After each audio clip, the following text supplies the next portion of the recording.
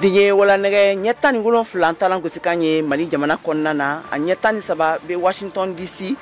aw be VOA Africa kunnafoni turukalaw de kan kalamɛ ka bɔ VOA soba kɔnɔna la Kajatu Tarawele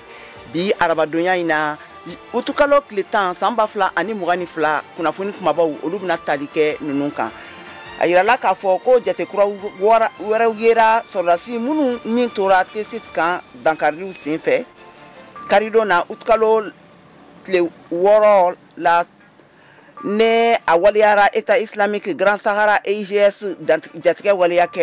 kuluw fɛ an bɛna laseliw kɛ aw ye a taabolow kan a yirala fɛnɛ k'a fɔ ko Burkina Faso kaw fɛ yen nɔ sɔrɔdasi 15 ɲɔgɔnna olu bɔnɛna u ni na ka sababu kɛ fodon ye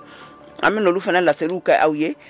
ka faro ka Mali fanga ngaradabagaw olu ye welekan bila ka wajibiya bila furancɛ fanga mɔgɔw kan ayiwa ko nafolo ko minnu n'u y'a don sɔrɔdasiw ka kɛlɛkɛminɛnw na ko k'olu lakodɔnniya an bɛna olu fɛnɛ détails di aw ma sisan an ka jɛmukan kɔnɔna na ninnu de bɛna fara an ka laseli kɛbagaw ka kunnafoni tɔmɔlenw kan duniya kɔnɔ ani Mali jamana kɔnɔ ka walawala aw ye sisan an ka jɛmukan kɔnɔna la an ka ɲanzan lamɛn ka segin ka na kɛnɛ kan ɲanzan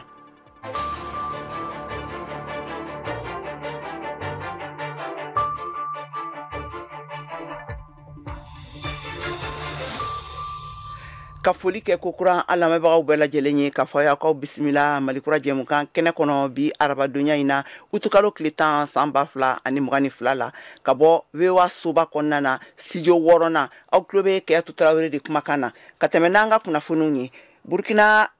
État major ale ye laseli sɛbɛn bila kunungo k'a yira k'a fɔ k'u ka sɔrɔdasi finitigi 15 ɲɔgɔnna nin tora fodon belebeleba 2 la ka taa jamana camancɛ yan fanfɛla sigida dɔ la a yɔrɔ dugu tɔgɔ kɛrɛnkɛrɛnnenya la Nasingwa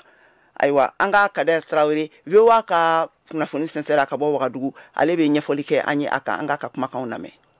Burkina Faso kɛrɛnkɛrɛnnenya la namisigiya ka dugudenni na n'ale bɛ jamana camancɛ kɛ kanfan fɛ finitigi 15 bɔnɛna o ni na jatigɛwale 2 kɔnɔ taratalon ni sɔrɔdasi ninnu t'u bolimafɛn dɔw le bilasirara Buruzanga ani Jibo sira kan nga ni sira nin kan mobili kelen yɛlɛla mugujugu pɛrɛnta kan namisigiya fandarara sɔrɔdasiw ka daga ɲɛma ka laseli kɔnɔ ale y'a yira ko finitigi nin tugu fɛɛrɛw yaala yaasa ka se ka dɛmɛ lase ni mobili nin ma nga o tuma nara jatigɛwalikɛlaw tora yɔrɔjan ka se ka taa don mugujugu pɛrɛnta dɔ wɛrɛ la min kɛra sababu ye ka finitigi dɔw fɛnɛ bɔnɛ uni na n'a sɔrɔla olu tun bɛ u ka bolimafɛn kɔnɔ nin kasara nin kɔnɔ finitigi 15 bɔnɛna o ni na kelen jogira kosɛbɛ État major ka laseli kɔnɔ ale y'a yira ko nin walejugu nin kɛni kɔ finitigi dɔ ye o senfa ka se nin yɔrɔ la yaasa ka se ka taa dɛmɛ lase maa juguninw ma ani ka banbagatɔw su ta wagati damadamani tɛmɛnin kɔ Burkina Faso ka flancɛ fanga ɲɛma Paul Henri Sandaogo Damiba ale ye laseli dɔ bɔ min kɔnɔ a y'a fɔ ko kojugu tɛ se ka fanga sɔrɔ ko ɲuman kan ne bɛ hinɛfoli lase sɔrɔdasi minnu bɛɛ fatura faso kunnawolo kɛlɛ kɔnɔ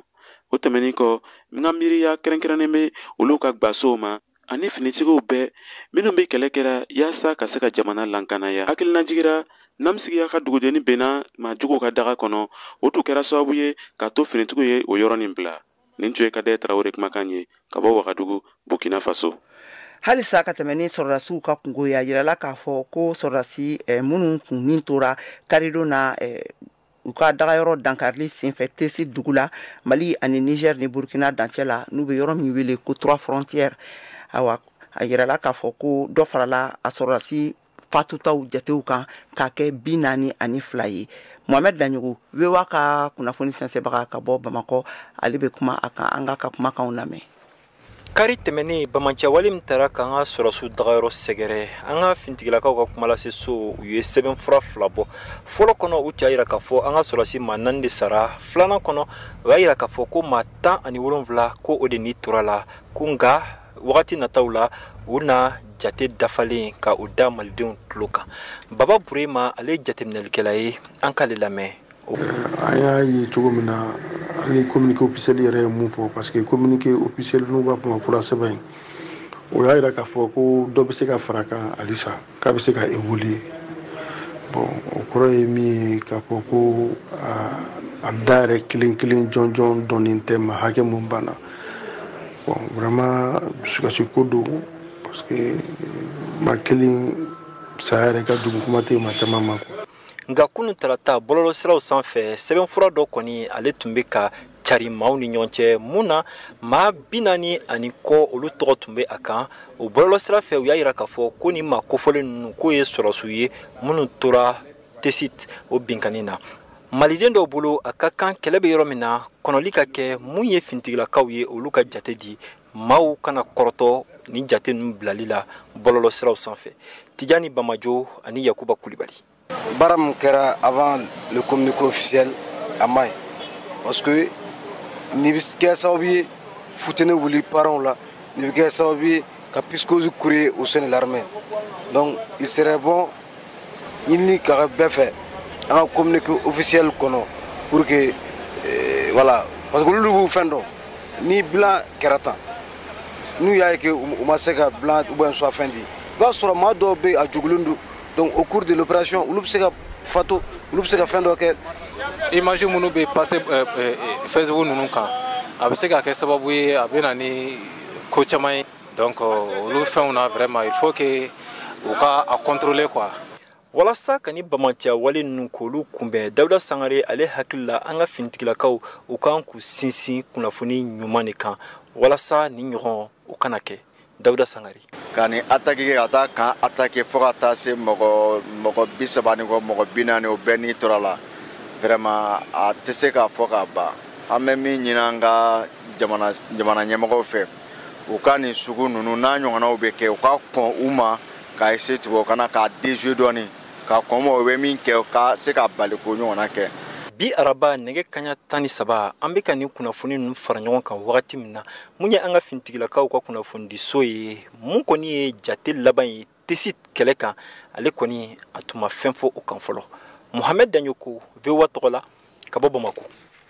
An bɛ laseli kɛ an lamɛnbagaw bɛɛ lajɛlen ni wagati na kɛrɛnkɛrɛnnenya la k'a fɔ nin jɛmukan ni a bɛ ka tɛmɛ an ka page kan Facebook ani Instagram ni mɔgɔ minnu fana bɛ fɛ k'u sɔrɔ an na radio siraw fɛ a b'an sɔrɔ fiɲɛ turukala 102 kan Bamakɔ n'a lamini na Gawukaw fɛ a b'an sɔrɔ fiɲɛ turukala 106 tomi ani 1 kan Tumutukaw fɛ a b'an sɔrɔ fiɲɛ turukala 93 tomi ani 3 kan Korokaw fɛ nin waati na kɛrɛnkɛrɛnnenya la a bɛ se k'an capter fiɲɛ turukala 93 tomi ani 2 kan ni minnu fana bɛ fɛ k'an lajɛ bololo kan sisan an bɛ sɔrɔ an ka bololo siraba kan n'o ye www.voabambara.com ye ka tɛmɛ ne kunnafoni ye ka da tesi de sɔrɔdasiw ka dagayɔrɔ ye gosili in kan ne a waleyara État islamique au Grand Sahara EIGS jatigɛ kɛwale kulu fɛ Mohamed Touré ale ye Barajal ɲininka a ko la k'a ka hakilinaw fɔ k'a sɛgɛsɛgɛ Barajal ye kunnafoni sɛnsɛla ye a sigilen don Gawo an ka u ka masara lamɛn. Kunnafoniyaw sera ma k'a fɔ u tɛ kalo tile 7 san 2022 EGS mɔgɔw n'o ye État islamique au Grand Sahara ye k'olu ye kɛlɛbolo boloda k'a ɲɛsin an ka faso fini tabagaw ma minnu dagalen don tesit o EGS maaw k'u nana u maa caman i n'a fɔ yen dugumɔgɔw an ye minnu lasɔrɔ telefɔni na a waati la u ye mun fɔ an ye u ka can fɔ k'a fɔ ko caya dan ye nin ye u nana ni kɛlɛkɛminɛn ye sɛbɛnw fɛnɛ de walasa ka se ka an ka wolomasiri tabagaw kɛlɛ nka an ka wolomasiri tabagaw fɛnɛ mu u tɛgɛ da u sen kan k'u sigi k'u filɛ u n'u ye kɛlɛ boloda kosɛbɛ kɛlɛ wusura kɛlɛ gana kɛlɛ gɛlɛyara o kɔnɔna na u y'a yira k'a fɔ ko tiɲɛni kɔni kɛra minɛn kunda fo k'a gɛlɛya wa tiɲɛni fɛnɛ kɛra ni manifinw ni yɔrɔw la kosɛbɛ a fan fila bɛɛ nka caman ka jɔrɔna ko ye ayiwa tiɲɛninɔ min barika bonyana barisabu finitigiw ko dɔw hakɛ dɔw don nka sigida maaw wɛrɛ fana yira k'a fɔ ko a cayara nka e yɛrɛ ko de yɔrɔ la mun de bɛ fɔla o fanfɛla na an ka wolomasiri tabagaw la u ko ye min fɔ an ɲɛna a waati la k'a ka ca ni maa 37 ye ko minnu nin tora nin ko in na an ka sɔrɔsiw fanfɛla la nka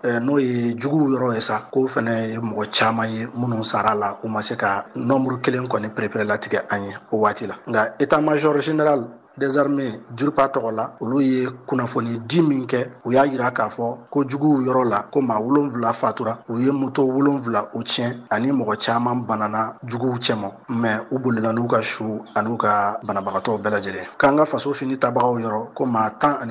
olu nin tora la ani maa 22 olu banana maa 9 olu yɔrɔ ma dɔn hali sisan olu kɛra tunufɛn civil dɔw fɛnɛ nin tora la olu bɛ se ka taa jɔ fo maa 4 ɲɔgɔn na ale ni kɛlɛkɛminɛn caman ko min tiɲɛna a ko la ko in mana da o da min na faamaw kɔni y'a yira k'a fɔ k'u ye dɛmɛ kɔni lase an ka faso fini tabagaw ma minnu bɛ tesit walasa nin ko in ka se ka dan sira la cogoya min na nin tun ye Barajal kunnafoni sɛnsɛla ka bɔ Gawukaw fɛ yen nɔ kumakanw ye Mohamed Toure ale ka micro la halisa an b'an ka jɛmukan kɔnɔna na k'a fɔ aw ɲɛna ni mɔgɔ minnu bɛ fɛ k'u sɔgɔ Malikura la nin waati in na a bɛ se k'an sɔrɔ an ka bɔlɔlɔ siraw kan an ka page Facebook kan an bɛ live la yen VOA Bambara ka page Facebook kan ka tɛmɛ ne kunnafoni ye Mali fanga garadabagaw kulu olu ye a yira k'a fɔ ko sɔrɔdasiw ɲɛmɔgɔw ye wari nafoloko min don nin wagati ninnu tɛmɛnen ninnu na sɔrɔdasi ka kɛlɛkɛminɛnw na awa ko o nafolokun olu kan ka lakodɔnya faso jama fɛ awa a ko hukumu kɔnɔ Mariam Kuyate n'ale VOA Bambara ka kunnafoni sɛnsɛla ye ale wulila ka se u ma jɛkulu min n'u u bɛ fanga garadabagaw ka bolo kɔnɔ n'a u tɔgɔ ko cadre d'échange pour une transition réussie u ka kumalatɛmɛla Ismaël Sako ale b'a ka hakilinaw di Mariam ma an ka lamɛn. Mali ye pankuru ni kɛlɛkɛminɛ minnu sɔrɔ kunu walasa soldasiw ka se ka juguw dasi n'o ye n'a yirala ka fɔ k'a pankuru kofɔlenw yɛrɛ sɔrɔla tɛgɛdi ɲɔgɔnma okumu kɔnɔ Mali ni Rusi ni ɲɔgɔn cɛ politiki tɔn jɛkulu min sigilen don furancɛla tɛmɛ fanga labɛnko ɲuman kama u y'a yira ka fɔ ko ɲɛmaw kan ka ɲɛfɔli kɛ jamanadenw ye ni pankuru kofɔlen ninnu sɔngɔ na ko n'a ma ɲɛ ko bɛɛ lajɛlen yɛrɛ ko Mali kurajɔ k'a kow ka kɛ jɛlenya kɔnɔ Ismaël Sako o politiki tɔn ka kumalasela don an bɛ sɔrɔdasiw Mali ɲɛmaaw fo o ka waleɲuman na mais a cɛ ka ɲi Asimi n'a ka mɔgɔw a n'a ka ministre de la défense sécurité ɲɛmaaw o k'a fɔ an ye o ye minɛn ninnu san joli a bɔra Wagande musaka jumɛn na o jaabi ka di jamanadenw ma parce que jamanadenw de kɛlen don ka Congo kun ka gɛlɛya muɲu pour que minɛn ninnu ka se ka san o ka lakana ka se ka sabati. Ka kɔn nin ko ɲɛ faamuyabaliya o bɛ politiki tɔnw ni ɲɔgɔn cɛ bi jɛkulu min bɛ yen nɔ n'o ye M5 RFP ye n'o ye furancɛla tɛmɛ fanga da kan Choguel Kokala Mayiga yɛrɛ ka parti ye o cila bi pow k'o kɛ kulu fila ye kulu fɔlɔ n'o yɛrɛ ye M5 RFP ye o bɛ ka labara Choguel Kokala Mayiga ni maa damadɔw fɛ kulu filanan n'o ye M5 RFP Malikura ye olu y'a yira k'a fɔ k'olu ta ye Malikurajɔ ye Koniba Sidibe ale ye o ɲɛmaa ye. Tɛgɛrɛfɔ dabila gouvernement premier ministre nɔfɛ ka M5 sega nɔkɔrɔ la o ye mun ye an ka kɛ kulu ye kulu min bɛ se ka Mali transition ye ka a bila sira kan min ye ŋanamu ni yurukuyuruku ni o kuntan ko ninnu bɛ fanga o bɛ dabila cogo min k'a bila sira kan sira min b'a to an bɛ se ka Mali kura sigi sen kan. Mun ye politiki tɔn jɛkulu min sigilen don furancɛla tɛmɛ fanga labɛnko ɲuman kama n'o ye cadre d'échange pour une transition réussie olu fana y'a yira k'a fɔ ko colonel Assimi Goïta kan ka premier ministre in fali ka da kan k'a ka baaraw taabolo tɛ ka ɲɛ jamana kɔnɔ Amadou Aya ale ye o tɔnden ye. Parce que min b'an kunna an ko an mɔgɔ tɛ an m'a tɔgɔ fɔ a yɛrɛ tɔgɔ tɛ an ko mɔgɔ min b'an kunna an ye jateminɛ min kɛ depuis que a nana a ye sera ka fɛn kelen de kɛ min ɲɛna a bolo o ye ka maliyɛnw farafara a y'o de kɛ ni maliyɛnw farafaralen don an mɔgɔ bɛ min na a tɛna se ka kɛ donc an mɔgɔ bɛ mɔgɔ la mɔgɔ min bɛ se ka maliyɛnw fara ɲɔgɔn kan gɛlɛya fana a ma se ka gɛlɛya in fana kɛlɛ n'a ye jateminɛ kɛ bi Mali in kɔnɔ fɛn bɛɛ da ka gɛlɛn a tɛ se aw y'a jateminɛ ka même au niveau de CNT ani CNT fana mɔgɔw o bɛ ɲɔgɔn na donc ani bɛɛ de bɛ ɲɔgɔn na. Cadre d'échange mɔgɔw kɔni y'a yira k'a fɔ ko yanni kalatafili nataw cɛ ko colonel Assimi Goïta ka fɛɛrɛ bɛɛ lajɛlen latigɛ walasa ka premier ministre fali. Mariam Kuyate ka laseli don Bamako VOA Bambara. halisa k'a fɔ ɲɛna an lamɛnbagaw bɛɛ lajɛlen ɲɛna nin waati na kɛrɛnkɛrɛnnenya la aw bɛ Malikura jɛmukan de kan ka lamɛn ka bɔ VOA soba kɔnɔna la studio 6nan na an bɛ tɛmɛ n'an ka kunnafoniw ye Mali jamana ye CFA nafolo miliyari 270 sara cɛ nafolokun min n'a a bɛna kɛ ka juru caman sara ka da kan k'a fɔ u ye u kun bolo bɔ sɔrɔ nasiraw ni sanni feerew bɛɛ lajɛlen na farafina kilebiyan fanfɛ gun kan Modibo Makalu n'ale sɔrɔ ɲɛta dɔnbaga lajɛ n'a baarakɛla karamɔgɔ don ale ye a ɲɛfɔ Mariam Tarawele ye an ka u ka masala lamɛn. An ni jɛkulu minnu bɛ ɲɔgɔn fɛ Afrique kilebiyan fan fɛ an tun ɲanginen b'olu fɛ kabiri janvier kalo tile 9 san 2022 o ɲangini wulilen kɔ jamana ninnu n'u ka musakaw ma dafa n'a bɛ fɔ a ma ko budget u bɛ taa wari ɲini warisuguba de la n'a bɛ fɔ a ma ko marché des titres publics an ka warisoba min n'a bɛ fɔ a ma ko trésor public wari b'o mara yɔrɔ min na jamana fɛ olu de y'a laɲini minnu bɛ juru don ko jamana ka musakaw a mago bɛ min na o ye miliyari 270 ye o wari o de laɲini ɲinina kunu o wari de fana sɔrɔla o de y'a yira fana k'a fɔ ko an ni minnu bɛ baara kɛ ɲɔgɔn fɛ u dara an n'an kɔ tuguni ko ni nafolo min sɔrɔlen filɛ nin ye jamana ɲɛmɔgɔw ko ni ɲɔgɔn ma deli ka sɔrɔ ani sanni feere yiriwali siraw kan Mali yɛrɛ jamana fɛ kɛrɛnkɛrɛnnenya la farafinna tilebiyanfanw ka jɛkulu min sigilen don sɔrɔ kama n'a bɛ wele ko UEMOA. awɔ Mali ma deli ka miliyari 200 ni kɔ ɲini suguba in na fo k'a faamu fana k'a fɔ ko ɲangini kabiri janvier kalo tile 9 de don o bɛ kalo damadɔni bɔ an dun bɛ fɔ uti kalo de la sisan musaka minnu tun kan ka kɛ gɛlɛya tun donna dɔw la jamana tun caman bɔ a ka musakaw la administration caman tun bɛ kɛmɛ sara la 85 de tun tigɛlen b'olu ka musakaw la donc o de y'a to jamana sera ka fɛn caman kɛ mais fɛn caman bɛ yen fana musakaw la minnu ma se ka sabati ɲanginiw fana tun y'an bali an ka se k'an ka juru sara donc o wari dɔw fana tun b'an bolokɔrɔ a b'a to sisan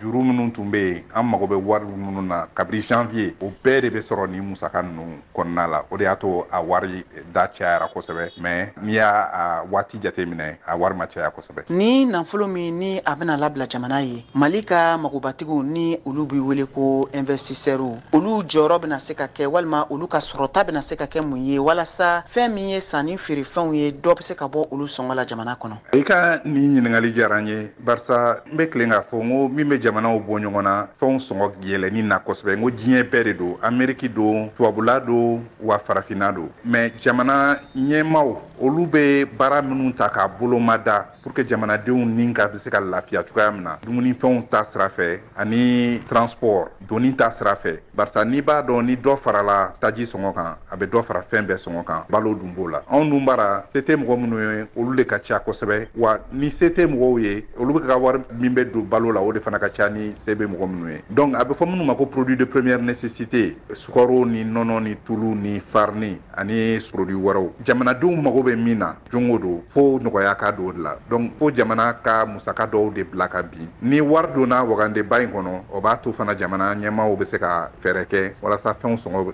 da bɛ nɔgɔya cogoya min na u bɛ se ka taxe dɔw bila ka bin mais a bɛ fɔ min ma fana ko transfert monétaire u bɛ se ka fana wari dɔɔni lase se tɛ minnu ye walasa u ka se ka sanni kɛ barisa gɛlɛya b'olu de kan ka tɛmɛ jamanaden tɔw kan. nin tun ye Modibo Makalu n'ale ye sɔrɔdɔnbaga lajɛ a n'a karamɔgɔ ye ka kumakanw ye Mariam Traoré ka micro la.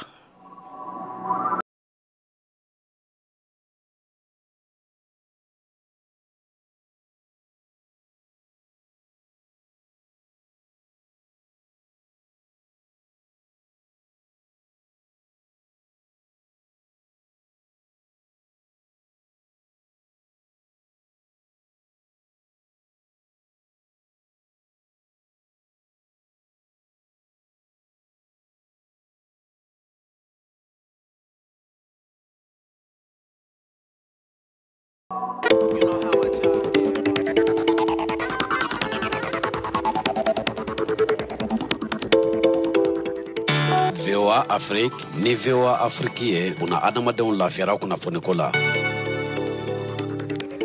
Ayiwa an balimaw halisa k'a fɔ ɲɛna aw bɛ Mali kura jɛmukan de kan ka lamɛn ka bɔ an ka studio 6nan kɔnɔna la a tulo bɛ Kayatu Tarawele de kumakan na ayiwa ka laseli kɛ aw ye halisa k'a fɔ aw ye an bɛ wagati min na ko sisan an ka kunnafoni ninnu u bɛ se ka lamɛn direct la YouTube kan n'o ye VOA Bambara ka page ye YouTube kan an bɛ sɔrɔ Facebook fana kan live la VOA Bambara ka page Facebook kan ani an ka bɔlɔlɔ siraba yɛrɛ kan n'o ye www.voabambara.com ye ka tɛmɛ n'an ka kunnafoniw ye d'Amérique kɔkan ko kotigi Anthony Blinken ye laseli kɛ kunungo tarata la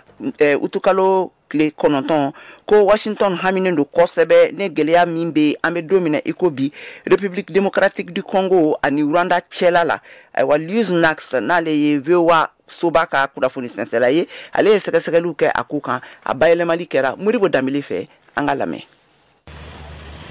Washington ko ale jɔrɔlen do ka da kan kumakan mun bɛ ko Rwanda jamana a ye dɛmɛ don ka banbancɛkulu jɛkulu mun bɛ wele ko M23 République démocratique du Congo o jamana kɔnɔna la. With President Kagame when we're in Rwanda, we are very concerned by credible reports that Rwanda has provided support to M23. Ni tun ye Ameriki jamana ka kɛnɛma ko ɲɛnabɔ ciden Anthony Blinken ale ka kumakan ye tarata don utukalo tile 9 a ye nin kuma in fɔ a ka tagama senfɛ Kinshasa a ka farafina tagama kɔnɔna la mun ka kan ka se n'a ye Rwanda bi arabadon utukalo tile 10 a ko anw jɔrɔlen bɛ kunnafoni sɛbɛncilen minnu b'a yira k'a fɔ ko Rwanda jamana bɛ kan ka dɛmɛ lase M23 banbanci jɛkulu ma an bɛ weleli bila fan fila bɛɛ ma ni marayɔrɔ in kɔnɔna la u ka nin dɛmɛ dabila walima tɛgɛ di ɲɔgɔn ma ni M23 ye ou bien a mana kɛ marifatigi jɛkulu fɛn fɛn ni faso ta tɛ o ye nafaba de bɛ nin na basigi bɛn yaasa u bɛ se ka na marayɔrɔ kɔnɔna la Blinken ye a yira k'a fɔ ko kɛlɛ min bɛ Kongo jamana kɔrɔyanfan na o de kɛra ale ka kuma fanba ye ani Kongo jamana ɲɛmɔgɔ Félix Tshisekedi kɛlen ka ɲɔgɔn kumaɲɔgɔnya a ko nin kuma kelen de fana kan ka kɛ a ka cikan ye ani Rwanda jamana ɲɛmɔgɔ Paul Kagame u ka ɲɔgɔn ye senfɛ arabadon Rwanda ma sɔn ni jamanakan ninnu ma mun ye k'a fɔ ko a bɛ kan ka dɛmɛ don M23 mɔgɔw ye ani ko k'a ka kɛlɛkɛcɛw bila ka taga Kongo M23 ale fana y'i ban coyi ni kuma in ma ko ale tɛ kan ka dɛmɛ fosi sɔrɔ ka bɔ Rwanda fanfɛla la juillet kalo Kongo jamana mun tilalen siɲɛ 3 ye ni ale tun ka bon ni mars kalo ta ye o tun b'u ka mara kɔnɔ ni laseli kɛra duniya seleke 4 ONU ale ka dɔnnibaga dɔw ka jateminɛ la all countries have to respect their neighbors' territorial integrity. This is a proposition that we take very seriously around the world. Kunungo tarata la utukalo tile 9 a yirala k'a fɔ ko Mali faamaw camancɛ fanga ɲɛmɔgɔ colonel Assimi Goïta ale ye sɔrɔdasiw ka kɛlɛkɛminɛn kuraw sanniw olu kunbɛn a kunbɛli tun bɛ ka kɛ Bamakɔ Pangurunjigin kɛnɛ kɔnɔna na Mariam Kuyate VOA Bambara ka kunnafoni dibaga ka bɔ Bamakɔ ka sɛgɛsɛgɛliw bɔra ka an ka lamɛn a b'a ɲɛfɔ an ye. Sɔgɔma nɛgɛ kaɲa 9 bɔɲɔgɔnkɔ Senu base militaire la Mali ye kɛlɛkɛ pankuru sɔrɔ ka di faamaw ma walasa u ka san sɔrɔ juguw yɔrɔ ni kɛlɛkɛ sanfɛ avion minnu filɛ u kunbɛnna jamanakuntigi fɛ colonel Assimi Goïta nin pankuru ninnu sugu ye L39 Albatros ye n'o ye pankuru ye mun tun bɛ dilan Rusi jamana dɔ kan n'a bɛ wele ko Tchécoslovaquie a yirala k'a fɔ ko nin pankuru ninnu ma dilan kɔsa in na wa k'u janya bɛ taa mètre 12 la k'a giriya o ye tɔni 2 ani tila ye a pankuru kofɔlenw maa 2 de bɛ a boli mugujuguw balalen don a fan 2 bɛɛ lajɛlen na mun bɛ a to a bɛ se ka taa a ka baaraw kɛ joona ka sigi a yirala fɛnɛ k'a fɔ ko ɛri kelen kɔnɔ ko nin pankuru kofɔlen ninnu bɛ se ka kilomɛtiri 900 de buri nin pankuru ninnu sɔrɔli kɔni kɛla nisɔndiyaba ye maaw ma kɛrɛnkɛrɛnnenya la chef d'état-major de l'armée de l'air n'o ye colonel Aloui Diarra ye a fɔlɔfɔlɔ kɛlɛkɛminɛnw de ka ca a la an ye avion de chasse sɔrɔ minnu ka teli u bɛ kɛlɛkɛminɛnw caman ta u bɛ roquette ta u bɛ bombe ta u bɛ missile ta Su-25 o b'a la a bɛ fɔ min ma ko L39 Albatros o fana b'a la hélicoptère b'a la Mi-24 ani hélicoptère de transport fana Mi-8 k'o fara avion de transport Kaza kan olu bɛɛ de nana ka fara avion kɔrɔlen minnu b'an bolo n'an bɛ ka baara kɛ n'u ye ka kɔrɔ avion nana wa président ye radaru fana d'anw ma ani an b'a fɔ min ma ko défense aérienne min kun ye ka sanfɛ fɛnw minnu bɛna don an ka territoire kan caman ka bɔ jamana juguw la halisa fasodenw ka lafiya Mali yɛrɛ ka sabati an ka se ka an ka sɛnɛw n'an ka sugu kɛ a ɲɛma jamanadenw bɛɛ ka nisɔndiya ka kɛ o la an kun bɛ voler waati min na an ka avion de chasse kun ka ca ni 20 ye an pilote kun ka ca ni 40 ye mais u nana ka na bɛɛ bin fo denmisɛnninw nana tuma min na fɛn bɛ ka wuli ala ka Mali aviation min ala ka kɔrɔta hali bi parce que Mali jamana in ka bon n'i ko k'an ka ye yɔrɔ bɛɛ la a ma nɔgɔ donc baara min bɛ ka kɛ sira sisan n b'a ɲini ɲɛmɔgɔw fɛ hali u k'u jija ka armée dɛmɛ yaasa duguma fangaw n'a fɔ force terrestre o fana ka se ka dɛmɛ sɔrɔ sanfɛla sira fɛ. Ni hakilina in sababu ɲuman sɔrɔla Mali ni Rusi ka tɛgɛdi ɲɔgɔnma okumu kɔnɔna na. Mariam Kuyate ka laseli do Bamako, VOA Bambara. VOA Afrique. Kuma laseso kelen min bɛ kunnafoni tɛntɛn ni k'a fɛsɛfɛsɛ ka kungun n'a ɲɛɲɛ bɔ ɲɔgɔn na ni ka sɔrɔ ka kisɛ la k'i ka jɛlen di aw ma. kada ninnu kan laseli sɛbɛnw y'a yira k'a fɔ ko kolonɛl Asimi Goita ani Rusiw ka jamana kuntigi Vladimir Putin olu ye lɛtiri ci kɛ ɲɔgɔn ma bɔlɔlɔ sira fɛ. Asimi Goita ye nin kunnafoni ni laseli kɛ a yɛrɛ ka Twitter bɔlɔlɔ sira kan. Ka tɛmɛ n'an ka kunnafoniw ye jamana kuntigi jɔyɔrɔ ɲini o kalataw olu latɛmɛna Kenya jamana kan. A jaabiw kun makɔnɔnin don bi araba la. Mariam Traoré bɛ ɲɛfɔli kɛ an ye a la an ka lamɛn. Kenya jamanatigi sigi kalata cɛbɔ fila bɛɛ lajɛlen tun sɔnna ma kuma min na u tun bɛ kalata yɛrɛ kofɔliw la k'a fɔ ko ni jaabi minnu bɔra k'u bɛ jɛn ni o ye. Nka bi araba Kenya jamana denw jɔrɔlen don ka kɛɲɛ ni gɛlɛyaw ye min bɛna tali kɛ jamanatigi sigi kalata kan u ka jamana kɔnɔ i n'a fɔ u tun delilen don k'a ye cogo min na ka kɔrɔ. Ka d'a kan kabiri san 2002 u ka jamanatigi sigi kalata jaabiw jɛ tɛ kɛ ni o ye cɛbɔw fɛ jamana kɔnɔ. U ka jamana min n'a bɛ farafina gunkana kɛɲɛka fɛ bɛɛ de i n'a fɔ bɛjɛ fanga sinsinnen tɛ jamana min kɔnɔ. Kisumu n'a filɛ nin ye u ka jamana tilebiyan fan fɛ butigibaw ni magasinw bɛɛ lajɛlen datugunen don. Sango u ka sirababa dɔ kan min lakodɔnnen don ni jago ye. Fan bɛɛ lajɛlen fɛ taala kumakan kelen pe de bɛ yen min ye kalata ye. Kunnafoni di sow ni kunnafoni di gafew jaabi kunfɔlɔw bɛ ka na dɔɔni dɔɔni. Nga maa tɛ foyi dɔn nin ko in na i n'a fɔ Koga Edouard ale si bɛ san 65 la ka fɔ la. A y'a jigiya o senfɛ k'a fɔ ko 100 o 100 ni 50 sara cɛli ye kɔni tɛna u ka cɛbɔ si kɛ ka jamanatigi sigi kalata sebagaya sɔrɔ. Wa ko fɛn min ye cɛbɔ filaw ye minnu ni olu sera ka sebagaya sɔrɔ sanfɛ olu maa filaw bɛna tɛmɛ ni tako filanan ye min bɛ kɛ tile 30 jamanatigi sigi kalata tako fɔlɔ kɔfɛ ko min bɛna sɔn ka k'a siɲɛ fɔlɔ ye Kenya jamana kan. Gɛrɛntɛ kɔni sigilen don kalata cakɛda commission électorale kan k'u ka fɛɛrɛ bɛɛ lajɛlen kɛ ka se ka jaabiw lase utukalo tile 16.